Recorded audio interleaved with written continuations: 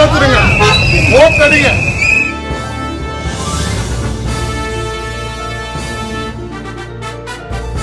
வேளச்சேரி தொகுதி தாவேக வேட்பாளர் குமார் திருவான்மையூர் பகுதியில் தீவிர வாக்கு சேகரிப்பில் ஈடுபட்டார். திருவான்மையூர் 180வது வார்டு பகுதியில் அவர் திறந்தவெளி வாகனத்தில் வீதி வீதியாக சென்று வாக்கு சேகரித்தார். ரொம்ப சந்தோஷம். இந்த சந்தோஷத்தை அப்படியே போய் சேர்த்துருங்க. ஓட்டுல சேர்த்துருங்க. ஓட்டடிங்க.